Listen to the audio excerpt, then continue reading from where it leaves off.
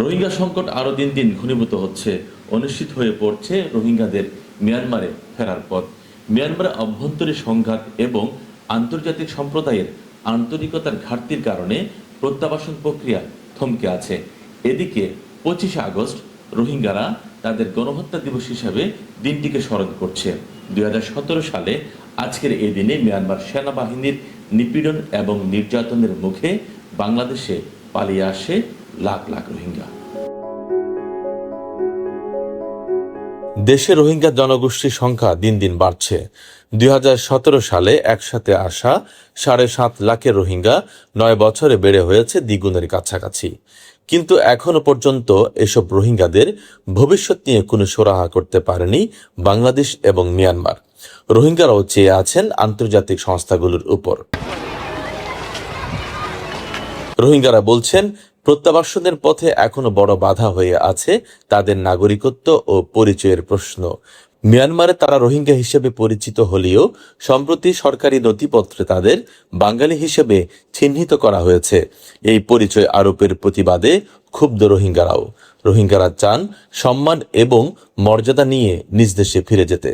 একদলিয়া যদি চলি পারি দইতে গেলে আর আল্লাহ আন অধিকারী আন আর চাই আর গুড়ার দেশ লইও না যায় আর দেশ লইয়েরও যুদ্ধ করতেও না যায় কিছু নগরী আর দেশের ঠাই তাইও না যায় হাইলে নিয়ম বলেও হাইলে যাই বই কিন্তু আর অধিকার গান আর যে একখান হক আছে হক লবেলাই হক খান আর চাই রোহিঙ্গা যদি আর নজর দিলে আর দেখান আর রোহিঙ্গা যদি বাঙালি হতে জান টোটালি জানতেছে এস্তেমাল করে না ভারতে এন্ডিলা করে রোহিঙ্গা দিয়ে যদি আর যদি মেশিনেটি দিয়ে যদি নিরাশ করে আর দেখ আর তো যা কিছু আছে আর তো ক্ষতি হয়ে গরু সব জায়গা জমিন ঘর বাড়ি আর থাকে এই লয়ে থাকে আর হিসাবের সাথে আর যদি দেখলে আর অবশ্যই যাই। মিয়ানমার সরকার এখনো রোহিঙ্গাদের যথাযথ নাগরিক অধিকার ও মর্যাদা দিতে প্রস্তুত নয়। রোহিঙ্গাদের উপর সংগঠিত নির্যাতন ও মানবাধিকার লঙ্ঘনের বিচার নিশ্চিত করতেও আন্তর্জাতিক সম্প্রদায় এখনো কার্যকর ভূমিকা রাখতে পারেনি বলে জানান রোহিঙ্গা নেতা জোবায়ের। তিনি বলেন, প্রত্যাবাসনের আলোচনা বারবার হলেও রোহিঙ্গাদের নিরাপত্তা, নাগরিকত্ব ও অধিকার নিশ্চিত করার প্রশ্নে সংকট রয়ে গেছে। তারা যে নেভারিং কান্ট্রি হইলেও বাংলার পিসফুলি ফ্রেন্ডশিপ হিসাবে তাই তো মনে হদ্দাতাল্লাহ খদিম বাঙালি খর আব বাঙালি হলিও বাংলাদেশে তবু আর সাল্টারিং উজ্জি আজ 9 বছর অগ্বাম মানুষ ব্যাগ যাই না পারে কেলা যাই না পারে হইলে এক তো আরা সেফটি সিকিউরিটি আর নফাইত দইলে ইকুয়াল রাইট নথার দইলে আর আইডেন্টিটি ক্লিয়ার নগরতে আর বা জাতি বেসাব বই লাগে আর 2025 সালে জাতিসংঘে অনুষ্ঠিত আন্তর্জাতিক সম্মেলনে রোহিঙ্গা সংকটের টেকসই সমাধানের বিষয়টি গুরুত্বের সঙ্গে উঠে আসলেও 2026 সালে এসে অনেকটা চাপা পড়ে এই সংকট নিয়ে আলোচনা।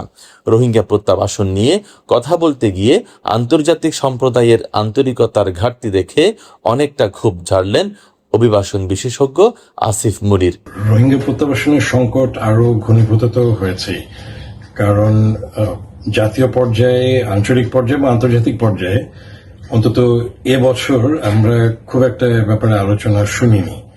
এটা আমাদের আভ্যন্তরীণ বিষয় না হলেও আভ্যন্তরীণ হয়ে গিয়েছে অনেক বছর ধরে, কিন্তু সংকটটি আঞ্চলিক এবং আন্তর্জাতিক। অন্যদিকে শরণার্থী ত্রাণ ও প্রত্যাবাসন কমিশনার মনে করেন, রোহিঙ্গাদের প্রত্যাবাসনের জন্য রাখাইনে এখনো অনুকূল পরিবেশ তৈরি হয়নি। প্রত্যাবাসনের জন্য বাংলাদেশ থেকে পাঠানো তালিকা যাচাই করছে মিয়ানমার। সেই তালিকাও পুনঃযাচাই করার কথা বললেন তিনি। প্রত্যাবাসনের জন্য সবচেয়ে বড় বাধা তো হচ্ছে যেই কারণে রোহিঙ্গারা বাংলাদেশে এসেছে, সেই কারণটি আমাদের জানা মতে এখনো বিদ্যমান আছে রাখাইনে। যে প্রত্যাবাসনের জন্য একটি অনুকূল পরিবেশ রাখাইনে হওয়া, সে বিষয়টা এখনো অনিশ্চিত। সেটি একটি বড় বাধা। 2018 সালে 8,24,000 রোহিঙ্গা জনগোষ্ঠী যে তালিকা হস্তান্তর করেছি, গত 9 বছরে তার মাত্র অর্ধেক ভেরিফাই করেছেন বলে মিয়ানমার কর্তৃপক্ষ তাদের প্রেস রিলিজের মাধ্যমে জানিয়েছে, তাই তো? তো তার মানে ভেরিফিকেশন কমপ্লিট হয়নি এখন, এবং লম্বা সময় ধরে ভেরিফিকেশন হওয়ার ফলে এটা আবার রিভেরিফিকেশনেরও প্রয়োজন রয়েছে। ইউএনএইচসিআর এর দেয়া তথ্য মতে 2017 সালের আগস্টের পর প্রায় 7,42,000 রোহিঙ্গা বাংলাদেশে পালিয়ে আসে।